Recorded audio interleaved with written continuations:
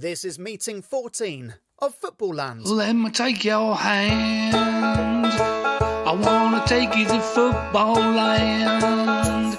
It's built in the sand.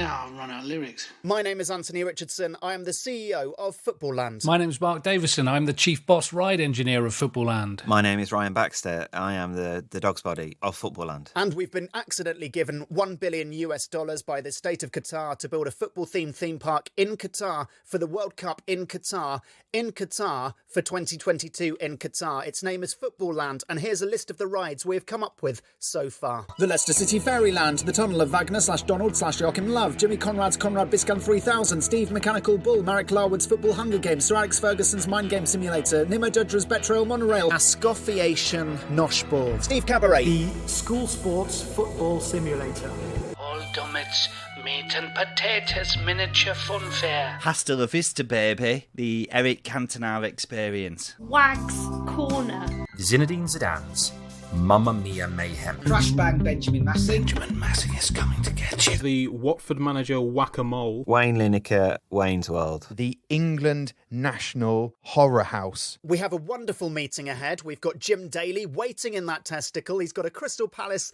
themed brain teaser to put into the keypad to get himself out of there. Looking forward to that. Daly's in the bollock. But firstly, Ryan, there's a huge problem.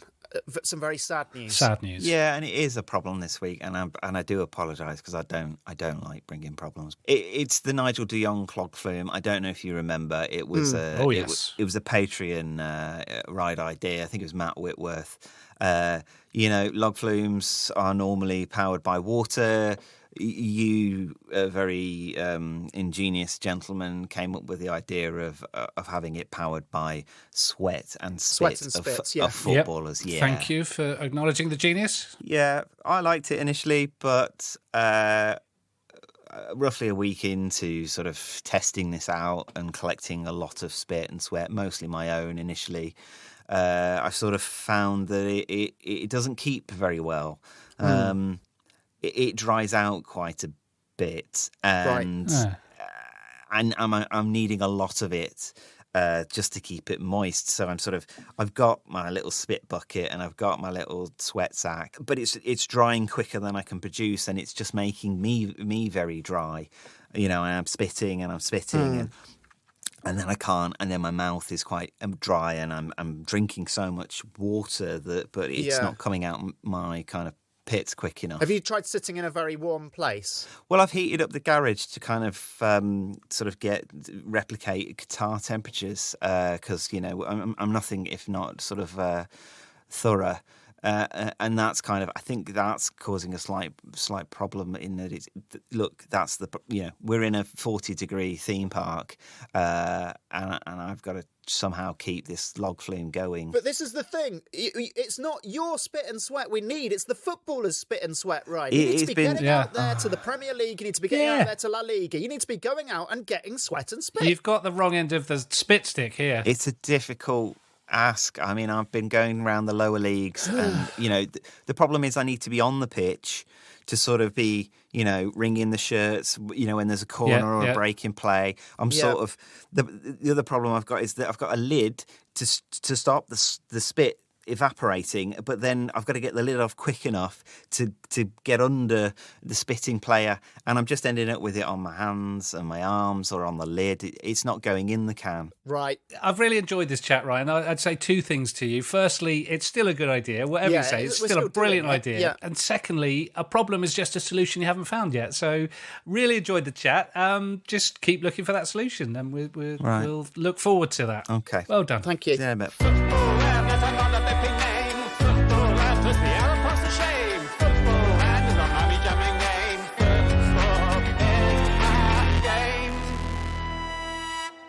Mark, I have an idea.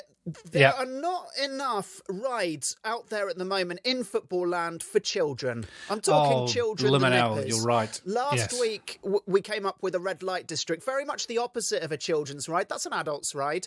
And I've been looking through some of them. We don't have enough rides for say, your preschoolers, your 3 to 5 For year a olds. horrible moment, I thought you were going to say I've come up with a red light district for the nippers, and I'm not having any of that.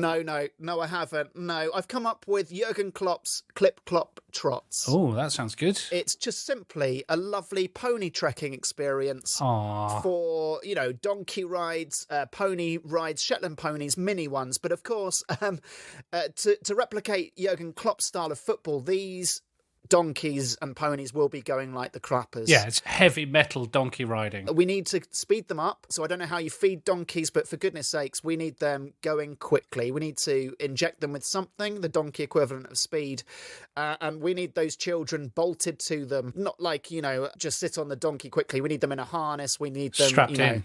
Yeah. It still needs to be through in a minute, because whenever I was a child going to a theme park and I was fobbed off by some rubbish little teacups, I was disappointed. Yeah. I wanted, something that felt thrilling to me, even if it wasn't in the grand scheme of things. And I think a pony going at about 40 miles an hour they along a can. racetrack, get these children racing, for goodness sake. Competitive spirit. Yeah. Children are very competitive and mean. Children Absolutely, mean. yeah. Kids are cruel. I'm thinking the best way to strap them down is a parachute harness, which will mean rather than sitting up on the donkey, they'll be kind of lying down.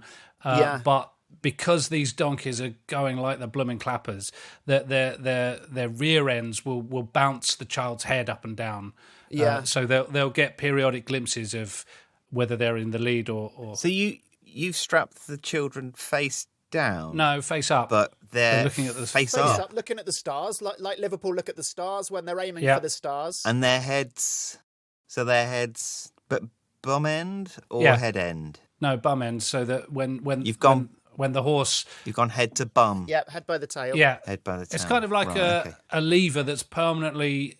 It's causing the child to nod as the donkey wellies it along the course. So with every up moment of the nod, they can check on where they are in the grand scheme of things. And I've purely strapped them in with a parachute harness because that's the safest way. These donkeys are really shifting. And if there's a greyhound or something gets on the track, these donkeys are going to gegenpress it, and you don't want a kid falling off a gegenpressed bunch of donkeys. In Salmon Farms, I don't know if you know, lads, but you put in small little predator fish that nip the salmon so that they keep swimming quickly, so that they don't get fat and too sort of... and they stay lean and nice to eat for people who eat salmon. So I'm suggesting, like you're suggesting there, we put a couple of predators in. Yeah. I don't think of greyhound because I'm not sure greyhounds are that interested in donkeys, but I'm saying we put in a lynx. Wow, yeah. And like a puma or something, like a little... one of those little... scary animals, not like a big lion, because we don't want the children to die. But if a child gets bitten by something like a lynx, it's just like getting bitten by a cat. Come on. Imagine how much better that famous footage would be of the zebra being taken down by the lion if the zebra had a 4-year-old strapped to it with a parachute harness. I mean, that would be... And obviously the child escapes. Maybe if you release the harness, you fly up into the air on some kind of paragliding thing. I'm going to have to say a word of warning here, guys, that if you do inject a horse or a pony with some speed, horse version of speed, it will reduce their life expectancy. I've looked on Wikipedia about this. So that's all right. We're going to have to get some more horses, just as backup horses, right. But they've got to be quick. They've got to be quick. And in Liverpool kits. Let's put them in Liverpool kits. Yeah. How do ponies and donkeys sort of fare in the heat? Badly. Is there any way we could get sort of miniature camels, maybe? Maybe, but don't forget that Jesus was born on a donkey. Yeah. So the donkey was the midwife. I'm more worried about the welfare of the children than the welfare of the animals here right now. But there's one thing. Mark suggested putting the head of the child at the bottom of the donkey. The motion of the head will stop flies from bothering the donkey, because it's like a tail, isn't it? So the donkey, while the child is riding the donkey, won't have to worry about wagging its tail to stop the flies. Right. So well done, Mark. That's thinking. Thank you. For goodness sake, let's think about the welfare of these animals. I've got a question. You called it Jurgen Klopp's Clip Clop Trots, is that right? Yeah, Clip Clop Trots. Yeah, it's the trots bit. That's a different thing, isn't it? The trots. I know horses trot. Yeah. The trots. I think it's plural, isn't it? As soon as you make a trot plural, it becomes something else. Yeah, diarrhea. You're talking. It does sound a bit like a kind of a laxative ride. I think I think in many ways it is going to be a laxative. If you imagine bouncing around on a donkey doing 40 miles an hour, you're going to loosen those movements. And also, you inject a donkey with the donkey version of speed, I imagine it's going to play with its inside. So they are going to defecate more than usual. And that's why, this is a racetrack, but let's put a pit lane in. Let's get a pit lane, just a toilet for the donkeys, that they can go round now and then. I'm sure the children won't mind. Or you get a pit crew in that pit lane who change the child from one donkey to the next when that donkey wants to relieve itself. Because we need to keep hygienic. Or we could get a pit crew of blacksmiths that can reshoe a donkey in under 10 seconds. Yeah, but you don't poo through your shoes, Mark. We're not worried about their feet. We're worried about the child getting poo on it because its head is near the bottom. Yeah, you put the head end, bum end. Yeah. The head end of the child at the bum end of the donkey. If you've sort of gone top and tails. If you've like a sleepover. I think you might need to have a little think about that. But if you put the head of the child against the head of the donkey, it's either looking at its neck really closely, which is, I don't know how interesting that's going to be for a 4-year-old, or it's looking at where it's just come from, if it's the other way around. And Liverpool do not look where they've come from. They are only looking forward, Ryan. I'm not sure if that's exactly true of Liverpool. It would be quite a romantic image and quite nice. You sort of, you're hurtling away from your parents and safety of Footballland on a donkey at 40 miles an hour with your head against the donkey's neck, and you feel its warmth and the veins kind of bulging through its hide as it has no idea what's going on as it's sort of high on donkey speed. I can see that, yeah. As a lovely image. I can imagine that as a mural painted on a wall somewhere in Merseyside. Yeah. But guys, these children are not on those donkeys to have a good time. They're on those donkeys to win. Right. So you've got to think about what's the most aerodynamic way of riding a donkey if you're 4. Clinging to its undercarriage. I would say strap the child underneath donkey so there's no... I'm not sure you want a child there. They've got massive penises, Mark. They've got huge... Yeah. They've got, almost unnecessarily big undercarriages, those donkeys. So could we incorporate that into the strapping? Could we strap the child using the extended pinouche of the donkey? If you strap it out the way to the side, like rugby lads do in group photos, you know what I mean? If you tuck it, that's fine. But I think no matter how much you strap that donkey thing, donkey sausage length, anywhere at 40 miles an hour, it's going to wriggle free, and whatever stimulants it has, I fear that it's going to increase in size. Could it not act as a braking mechanism? Could it be like the lowering its undercarriage? It causes friction in the sand of the end zone, and it slows it down. Otherwise, I can see these donkeys never stopping. That's a good question, isn't it? How do we stop these donkeys? Because they're not a car. They've got parachutes. Oh, they've got parachutes. So we've got the parachute harness, but the donkey also has a parachute, and that parachute can also catch any feces. The pit crew are no longer needed unless the parachute breaks. So reserve chute. If the parachute breaks, one of the pit crew has a shotgun with sniper rifle that if all else fails, he can take that donkey out. Yeah. If it's galloping off towards the horizon with a terrified child on it, then that donkey's getting taken out. Could we involve the parents there? I mean, there's, famously in theme parks and country fetes, there's always a shooting event. They're normally quite difficult. There's no greater motivation to really hit that target than a sort of steroidal donkey running off with your child covered in feces, Why don't we put Ashley Cole and John Oster's air rifle shoot nearby, and then, the stewards at that particular stall can... have double training. We're going to have to train them into attractions. But let's not put this on the leaflet. The top line on the leaflet is, are you a kid? You think there's not enough childhood attractions at Footballland? Well, here you are. Here's one. It's Jurgen Klopp's Clip-Clop Trots. That's quite an aggressive leaflet. It's like, are you a kid? Are you thinking there's not enough rides for you? You f***ing idiot. There's Clip-Clop Trots. Who's the leaflet for? The children. But a leaflet that asks, are you a kid, that only gets handed to a kid, I think it's a waste of paper, isn't it? Yeah, I don't think children interact with leaflets now. They'll just think it's litter that instantly drop it. Maybe for the air rifle range, they're playing a lovely game that's nothing to do with this. If the steward at that stall shouts donkey danger, then they have to turn around and take a donkey out in the far distance. Or there's a false back. Yeah. Then some alarms go off, and there's a false back, and it drops down, and the guy's like, donkey danger, donkey danger. And there's like those cartridges that you get, but they're full of bullets, like AK-47 bullets that you see in 80s films. Yeah. And you swap out your little air pellets, and you plug in your cartridge, and then you get your your sniper scope, and you're like... Yeah. No, I can see that. I can see that. All right. Well, okay. Well, that's Jurgen. And you take that donkey down. Yeah. And you don't do it because you want to do it. You don't do it because you like killing donkeys. You just do it because you're trying to save a child. You didn't come to Footballland to kill donkeys, but Footballland needed a hero that day, and you stood up. Yeah. Okay. Well, let's iron out those. And if details. you don't win a prize for that, then then we're doing something seriously wrong at Footballland. Seriously wrong. Yeah. No, I think that's really impassioned. Okay, well, that's Jurgen Klopp's Clop Trots. Let's iron out some of those details. I'm not sure we need the pit crew anymore.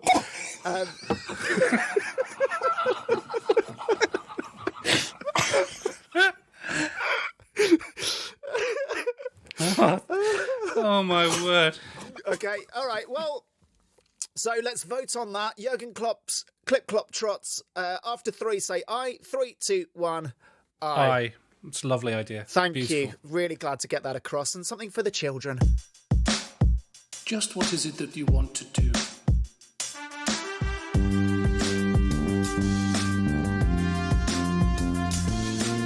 We want to go Footballland, and we want to have a good time. Mark, some engagements come in. You've got some engagement. Yeah, we've been engaged. Don't forget, you can also engage us. If you follow us on patreon.com/Footballland, there's various ways that you can pitch ride ideas to us, and we are contractually bound to discuss them in a meeting, which is what we're about to do. So this week's engagement is from someone calling themselves The Entertainer, and they've called this ride that they want discussed and voted on the Ride of the Entertainers. It's Newcastle themed, so it's 90s themed, great football. The gaffer always ends the ride with, I'd love it if we beat them, I'd love it. But you never do. You never win anything. Okay, so a classic Newcastle piece of history there from the mid-90s. Let's expand this. So this is, I'm guessing it's a roller coaster with the face of Kevin Keegan. Thomas the Keegan engine. Just to put it into context, this is when Newcastle were looking like they were going to win the league, and Ferguson played some brilliant mind games, got it under the skin of Kevin Keegan such that he totally lost it in a live TV interview, and he just stared down the lens and went, I lost a lot of respect for him when he said that. I'd love it if we beat them. I'd love it. And at that moment, Newcastle was shot. Kevin Keegan was in pieces. Yeah, so it has to be a roller coaster with the face of Kevin Keegan, and it gets gradually quicker and more frenetic. So it's a brilliant roller coaster, loop-the-loops, ups and downs, but on a parallel track, behind you is the Manchester United inevitability train. Yes. And that's trundling along, but at a constant speed. Constant pace. It's gaining on you. So you can't escape it because your track is going up and down, loop the loop, and that is taking time. And perhaps you're wearing a big Kevin Keegan wig that slows you down. Yeah, it's not aerodynamic at all. So part of the problem is the amount of Kevin Keegan wigs that are being worn inside the vehicle, which is slowing you down. But yes, Manchester United just taking things slow and steady and just gaining on you. Tortoise in the hare type Aesop fable here. But the more it gains on you, even though you're hurtling along in the Thomas the Keegs engine, it's making you angry and paranoid. Yeah, it would. The world is It would. against you at this point. Yeah. Obviously, it has to speed past you after you judder to a halt on the final turn, perhaps, maybe upside down on the final loop-the-loop. Yeah, perfect. And then it motors past you into some fireworks, perhaps. A lovely firework display that you can't see because you're upside down looking the wrong way. You're left upside down, yeah. Yeah, and you just have to sheepishly exit the rides after 2 other trains have gone past you. So you're the fourth train to disembark, and you just have to shuffle through the gift shop. You're not allowed to buy anything. You're not really allowed to be there, but just shuffle through and go sheepishly on your way. Yeah, it's lovely. Thanks, Entertainer. Thanks, Entertainer. Yep. All in favour of that, say aye. 3, 2, 1, aye. Aye. Congratulations. Yeah, it's in. Thank you. Football, football, football, football. you're back. You're looking very pleased with yourself. You've come up with a solution to all of this sweaty nonsense. I'm certainly on the road to it, and you know, I'm feeling much more positive. I've been running in a bin bag for the last 20 minutes, and that seems to have done. It's definitely upped the sweat amount, and the bin bag seems to be sort of stopping it from evaporating. How about if we did some kind of ad campaign where we got loads of people to run in a bin bag and then send us their sweat? That would help with volume, would it? As long as they're wearing football attire when they do it, I think that would meet all of the kind of requirements and the T's and C's, and we could definitely, you know, great. We're not lying to the public. I'll get onto that. You get on that. Yep. Thank you. Okay, Ryan. I think the volume is going to be solved imminently, and especially after COVID, after there's a vaccine and all of the pandemic ends, you can get back on the field and collect that spit from footballers. But what about the evaporation problem? That's more of an issue, isn't it, in Qatar? Yeah, the sweat's one thing, and I think volume and well sealed tubs, I think I think we'll get there with that. The spit, it does tend to dry quite quickly, and that's why I've sort of been working on something. It's sort of oldie worldy, quite nice. Potentially existed in Victorian football stadiums. Let's say that it did for this. Otherwise, I've wasted an afternoon. But it's an air-conditioned spittoon. Right. We've got lots of space for them in Footballland with the lack of bins and all. And so I've just sort of thought we could dot these little spittoons around where, you know, you want to spit, you're in public. You don't need to feel ashamed because we're encouraging it with these spittoons. And, you know, you just go over and, you know, like they did in the olden days. No tobacco. Maybe the thing comes from a sort of... Just a particularly gobby bit of phlegm. Yeah, I imagine sand's going to get in there and it's going to make it a bit kind of coagulated and that sort of thing. So, or we just have someone standing next to the spittoon making that noise. That's true. Or I could build a little device with it in just as a little reward, I guess, like a sort of like a gambler. There's one little problem in that I pinched the cooling device from a sort of reverse engineered a Dyson hand blower, and you know how vicious they are. They're quite powerful, yeah. They are incredibly powerful, and we're getting a bit of back spit. You know, sort of when you spit into the wind back.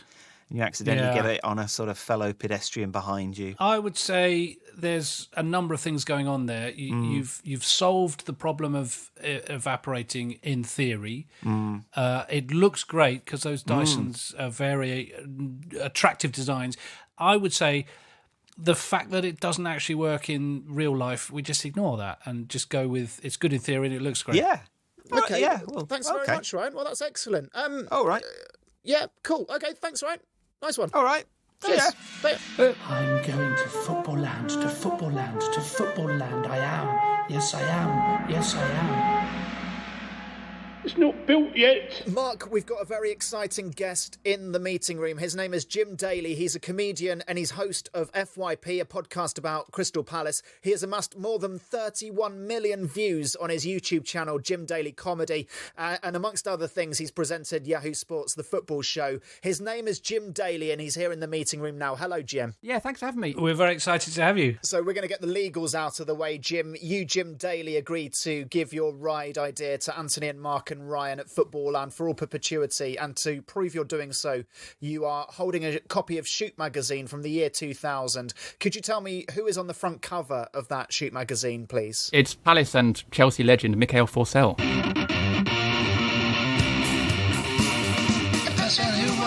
On the cover of Shoot magazine was Palace and Chelsea legend Michael Forsell. Tell us your idea for Footballland. Potentially two names for this. It's either the Roy Keane's Dodgems or the Roy Keane Stick It Up Your Bollocks Dodgems. I haven't quite worked out works better as a name yet. I feel like the second one, it brings you in a bit more. It's more eye-catching, that's for sure, yes. It's more aggressive, and to be honest, aggression is very much the theme of Roy Keane's Dodgems. Specifically, you know when you go on the Dodgems and there's a sort of DJ guy that sort of spins the decks and shouts, get in, step up to your cars. Obviously, I've never got this gig, as you can tell from my impression now. But let's get in your cars. It's time for the Dodgems again. That's a really poor impression. But the guy that does that, quite refreshing actually. If it was someone like me doing that. Step into your Dodgems. It would be a lot less threatening. There's something really threatening about that moment when you're all waiting to get in the car, and someone who, if he wasn't in the DJ booth on the Dodgems, he would be in Borstal, is telling you get in your car. It's like, I don't feel safe. So I would much prefer it if it was you in the DJ booth. Well, that's very kind, thank you. But I think Roy Keane would step up that aggression of Dodgem DJ guys. God, yes. But he'd be shouting, get in your fucking Dodgem. Yeah. Or I'll break your fucking leg. He'd be so efficient, wouldn't he? He'd be really efficient. It would be interesting because it would either make people drive incredibly carefully, like they're sort of doing their driving test or having a driving lesson, or I think it would make people flip and go the other way. And I think people might be inspired by Roy's aggression, and I think we might see some absolute tear-ups, if I'm being perfectly honest and allowed to use a football terminology. And to me, that would add to the mystique of the Roy Keane Dodgems. Would that be determined by the music he then decides to spin?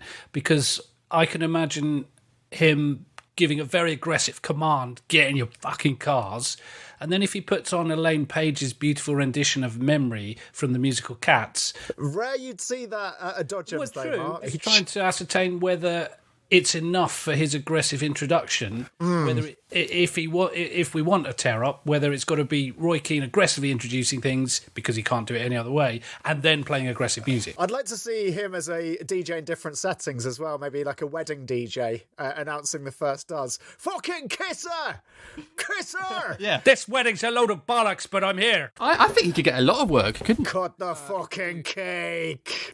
School discos, I think. Yeah. I'm sure Roy could do school discos.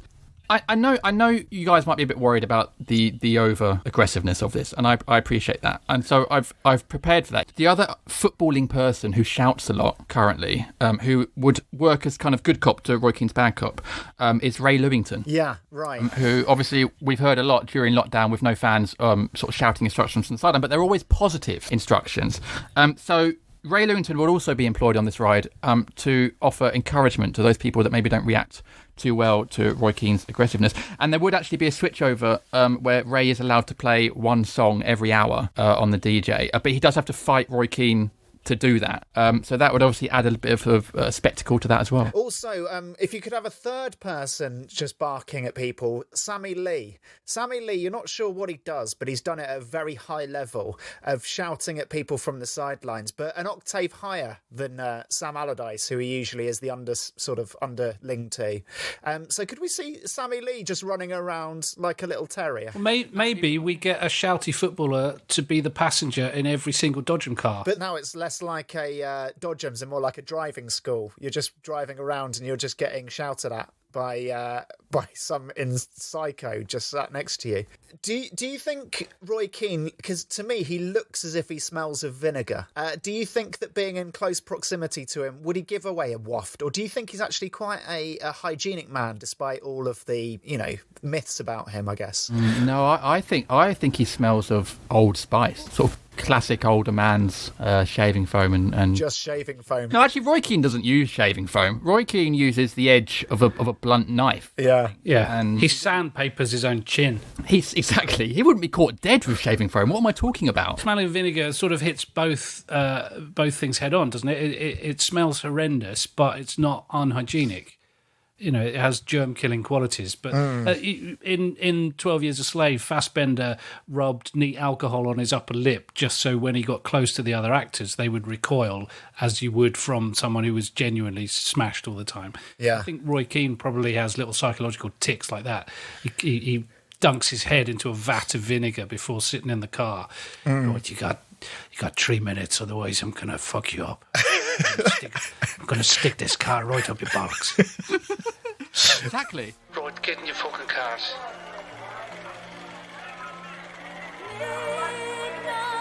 Will you shut the fuck up and listen to beautiful music?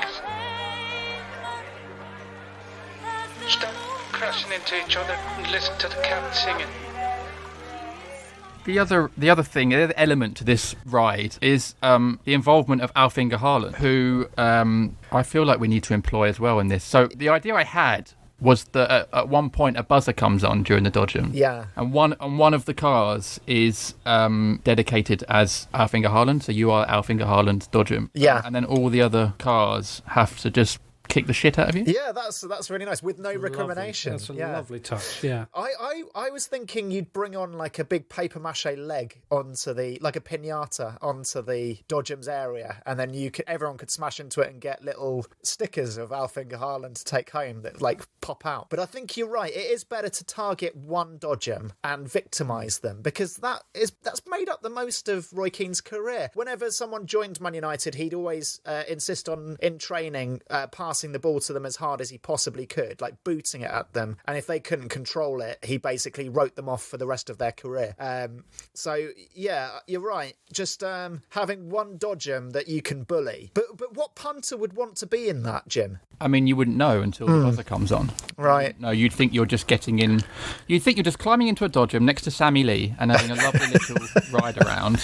And then a light goes on and you realise that you're the Alf-Inge Harlan Dodge. Oh, goodness. And then, of course, Sammy Lee is barking in your ear to fucking get away from these guys. Yeah. What are you doing? Go left, go right. You've got to avoid the tackle. Or maybe he's saying, man up and just take it like a man.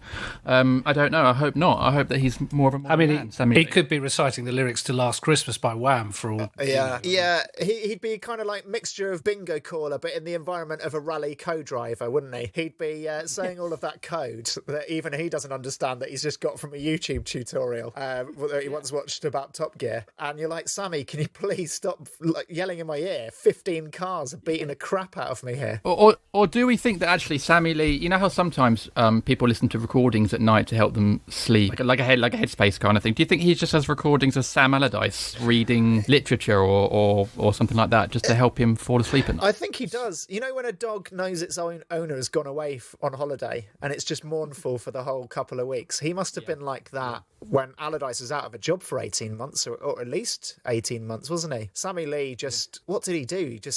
He probably, when a dog turns up to its master's grave and just mourns silently for keeps going to the spot. Sammy Lee was just turning up at Wembley at reception and just crying. Yeah, he was just scratching at the door of whichever Wetherspoons Sam Allardyce was in, just scratching at the door, whining from outside. When you leave Sammy Lee in a house, you have to turn the radio on, because otherwise he goes mad and barks and tears up the curtains.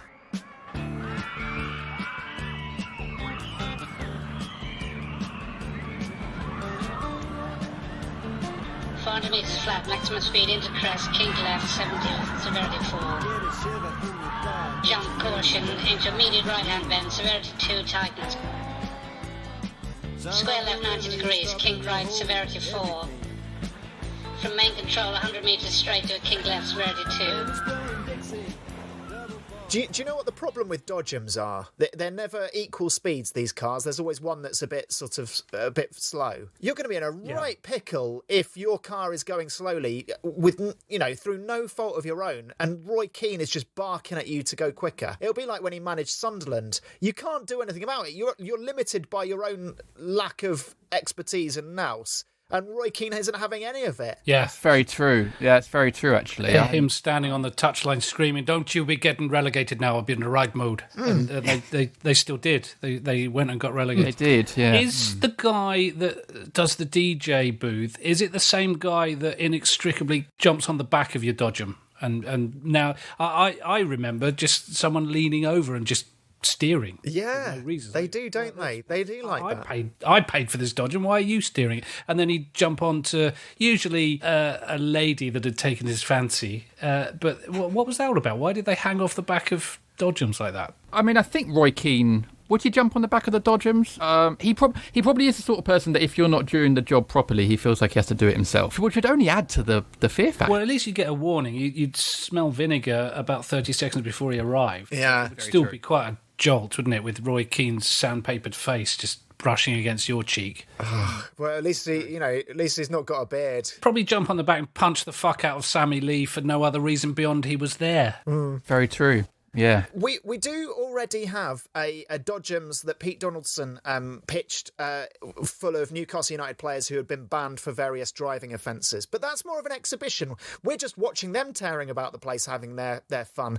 I like the fact that you can get in and be shouted at. That's what really draws me to this. They've both got their own merits, but I feel like this one is more interactive. And I thank you for that, Jim. What is more quintessentially football than an older man, an angry, gruff, vinegar-soaked older man shouting obscenities in your face. It doesn't get much more football than that. Could you have Mick McCarthy running a rival Dodgems just next door that Roy Keane keeps bad-mouthing and wanting nothing to do with? Yeah, I think it would be the perfect antidote to Roy Keane's Dodgems. And they'd obviously be right next to each other in the park, and maybe people could choose which one they want to go to. I guess you can't properly enjoy those Dodgems because Roy Keane's next door with a megaphone telling you how shit it is.